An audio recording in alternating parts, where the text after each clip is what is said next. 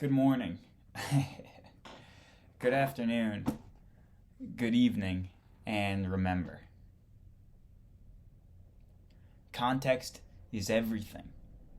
This is John Michael at Context is Everything Media Network, CEO, founder, and here is episode 16 of What's Under Your Hood.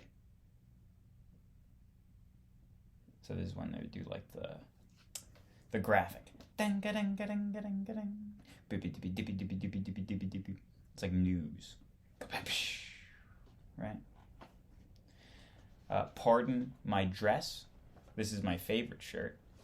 And as you all know with favorite shirts, they tend to be dusty and old because you've had them for a while. Thus, they've earned the right to be called favorite shirt.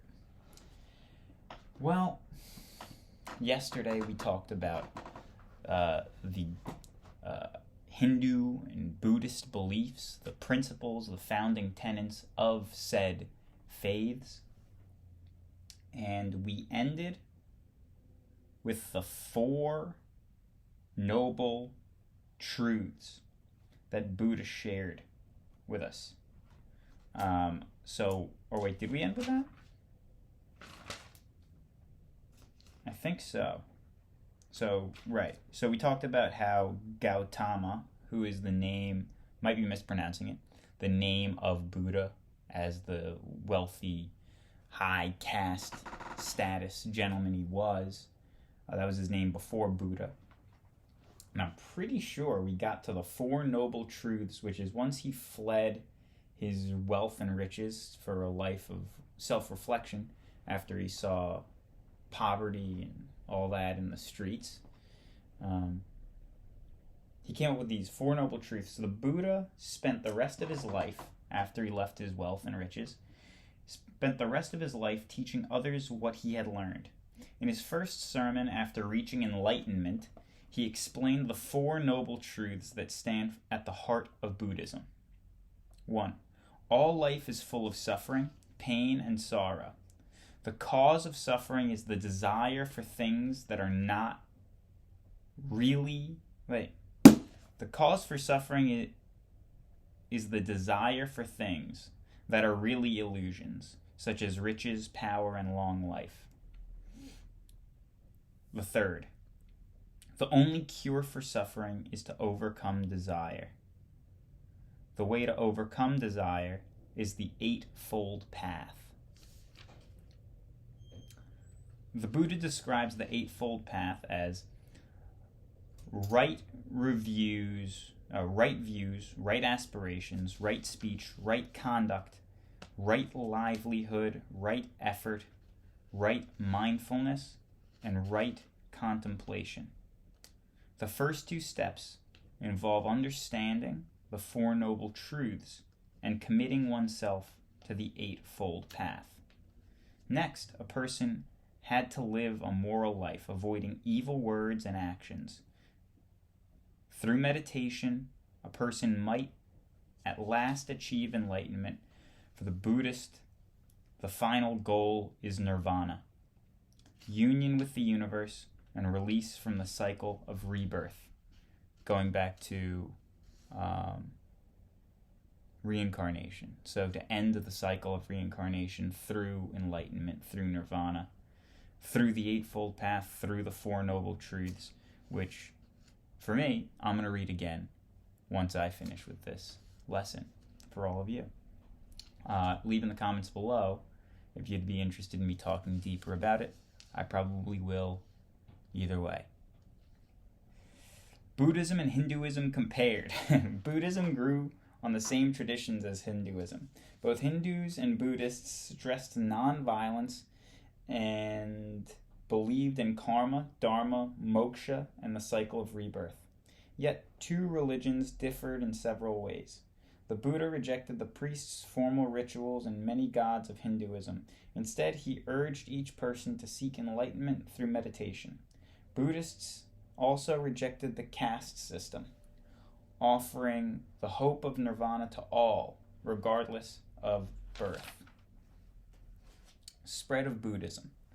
Buddhists The Buddha attracted many disciples or followers.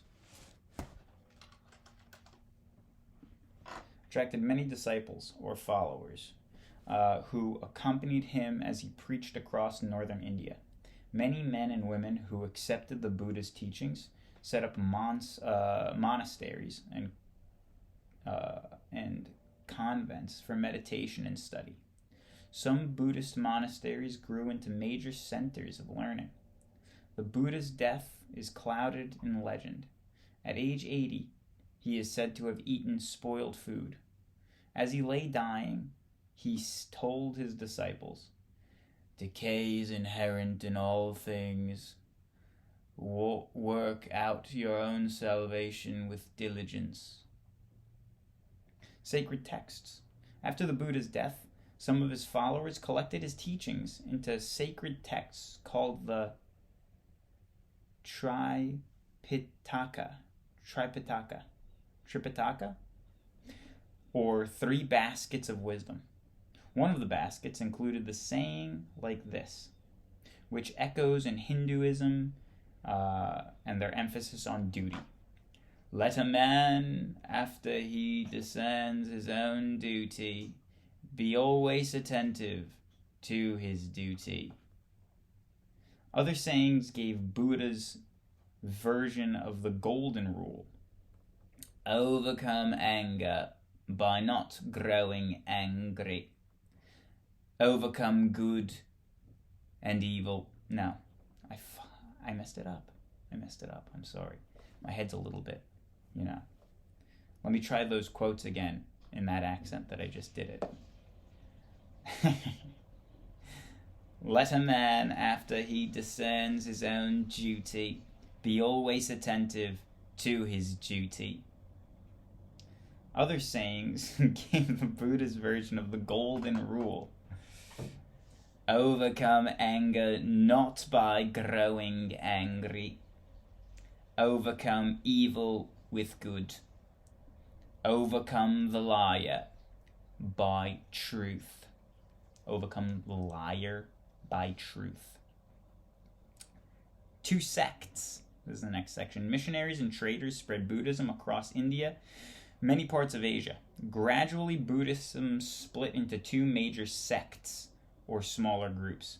These were the Theravada Buddhism and Mahayana Buddhism. Theravada Buddhism closely followed the Buddha's original teachings. It required life devoted to hard spiritual work. Only the most dedicated seekers, such as monks and nuns, could hope to reach nirvana. The Theravada sect spread to Sri Lanka and Southeast Asia. The Mahayana sect became Buddhism's easier for the ordinary people sect. Even though the Buddha had forbidden followers to worship him, Mahayana Buddhists pictured him and other holy beings as compassionate gods. People turned to these gods for help in solving daily problems, as well as achieving salvation, while the Buddha had said little about the nature of nirvana. Mahayana Buddhists described an afterlife filled with many heavens and hells. Mahayana Buddhism spread to China, Tibet, Korea, and Japan. And since this is a quick summary of ancient India, decline in India. Although Buddhism took firm root across Asia, it slowly declined in India. Hinduism eventually absorbed some Buddhist ideas and made room for Buddha as another Hindu god. Few Buddhist centers survived until the 1100s, when they fell to Muslim armies that invaded India. Very interesting. I want to continue on because with 12 minutes left, the powerful empires of India is my goal to finish. A short section here in chapter 4. The powerful empires of India. Setting the scene. The king's good is not that which pleases him, but that which pleases his subjects, insisted the author of an ancient Indian handbook for rulers. According to Hindu teachings, a ruler's duties included maintaining peace and order by enforcing laws, resisting invaders, and encouraging economic growth. Achieving those goals was difficult. Northern India was often battleground where rival rajas fought for control of the rich Ganges Valley. Then, in 321 BC, a young adventurer, Chandragupta Maurya, forged the first great Indian empire, the Maurya. How do you say that? Maurya Empire. We know about Chandragupta largely from reports written by Megasthenes. I'm very understanding of your offense to my vocabulary and my ability to read. I don't blame you. I will not apologize, but I understand why you would be insulted by the way I'm pronouncing these names. I do not apologize. Let the record show. But I understand, and I will try better.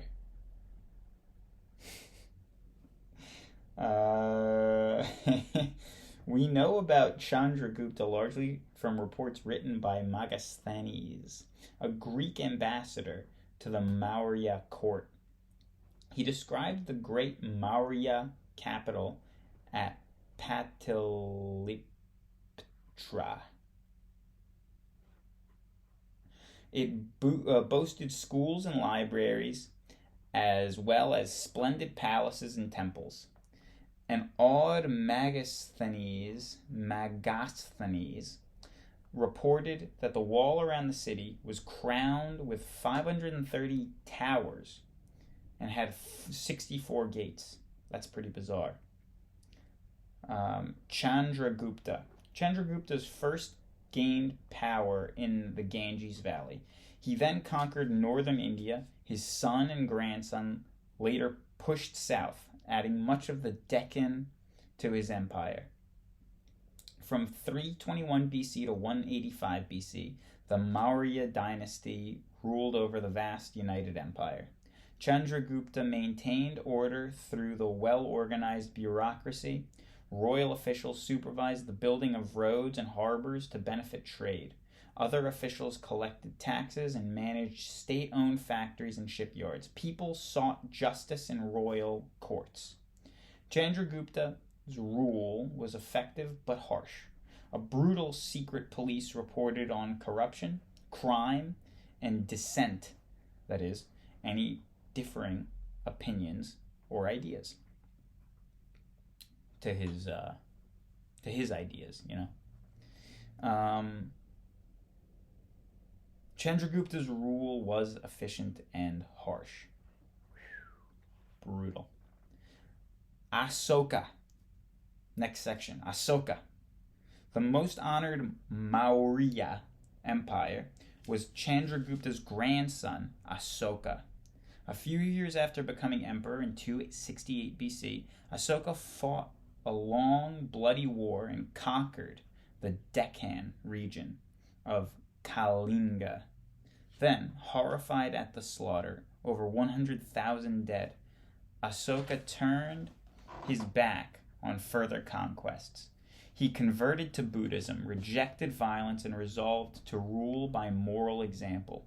True to the Buddhist principles of respect for all life, Asoka became a vegetarian and limited Hindu animal sacrifices. He sent missionaries or people sent on a religious mission to spread Buddhism across India to Sri Lanka. He thus paved the way for later spread of Buddhism through Asia. Although Asoka promoted Buddhism, he preached tolerance for other religions. Asoka had stone pillars set up across India, announcing laws and promising righteous government. On one, he proclaimed, "All people are my children, and just as I desire for my children, they should obtain welfare and happiness, both on this world and in the next. So do I desire the same for all people." Asoka's rule brought peace and prosperity and helped unite diverse people within his empire. Asoka helped his children by building hospitals and the Buddhist shrines. Children is in quotes. I believe that that's what he called his subjects, the people of the empire, the civilians, the proletariat. And that sounds like a compassionate leader.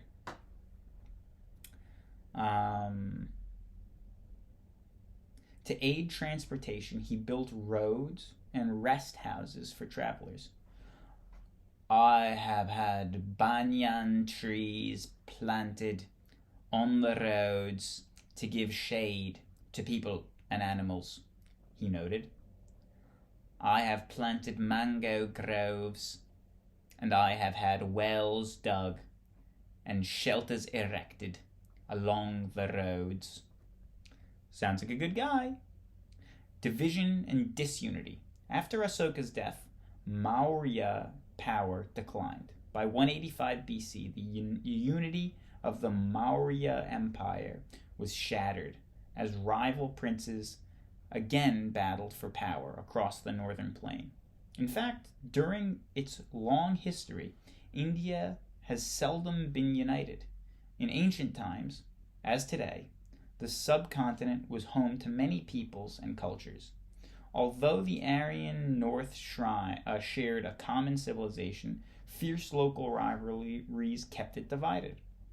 Meanwhile, distant and cultural differences separated the peoples of North and the peoples of the Deccan Plateau in the south.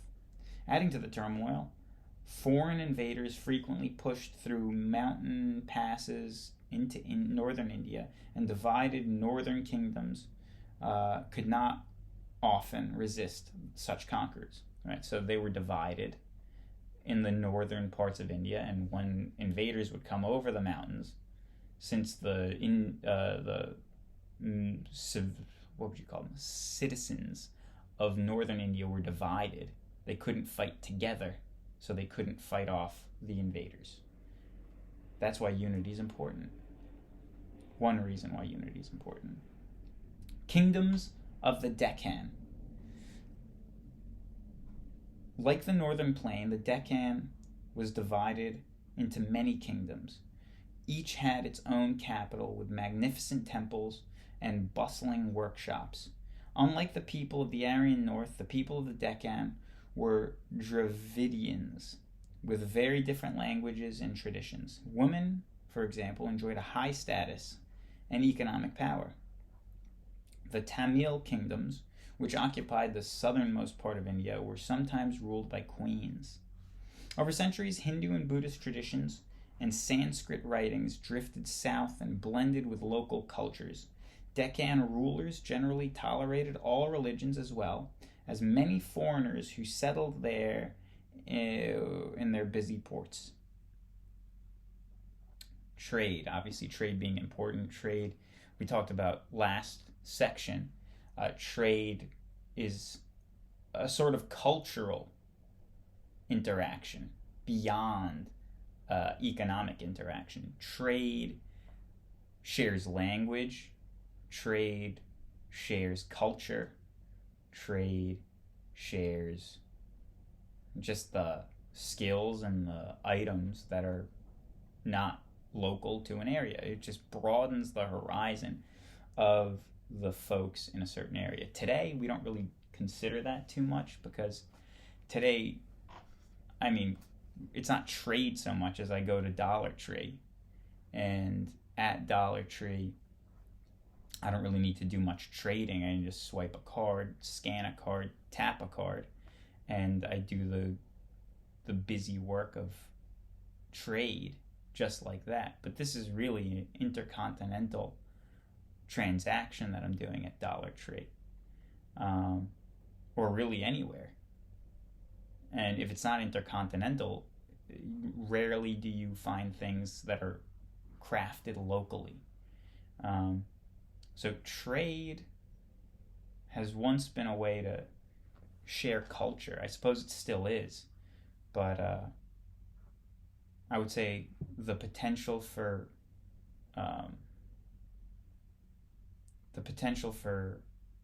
sharing the negative, sharing for the purpose of control is much more accessible today than in the past. Whereas in the past, physical control was enacted through conquest. And though that does still occur today, trade has the ability to influence and kind of suppress the local cultures of an area. And local cultures become more diluted. And that's fine. I mean, that's inevitable, really. That's what crafts new culture. But the potential for control through trade today is more evident. You can see this in the trade of ideas on the internet, right? So that's a little bit of a discussion point there, talking about trade and its impacts. As it impacted the southern Deccan, which had a beautiful Indian Ocean waterway, as well as the rivulets and rivers that pervade the Indian subcontinent. So as we approach the end of today's time, find ourselves about a page and a half away from finishing this section. So falling a little bit behind the section a day, because you got to finish where you start. But of course, the bell tolls, and there's little I can do about that because time is a concrete illusion. Time is an illusion that you can at least at the bare minimum say stays constant. And understanding time helps understand and build the context that you have for your daily situation, for where you are here now. And though time is something not considered by the Buddha and his sacred teachings, we can all draw a lesson. And we can all acknowledge a fact. I wish you a happy day, a happy evening, a happy afternoon, and a reminder that context is everything. My name is John Michael here with Context is Everything Media Network. This is What's Under Your Hood, episode 16. I hope you have a wonderful evening, day, or afternoon. Nonsense. Well, thanks for joining me.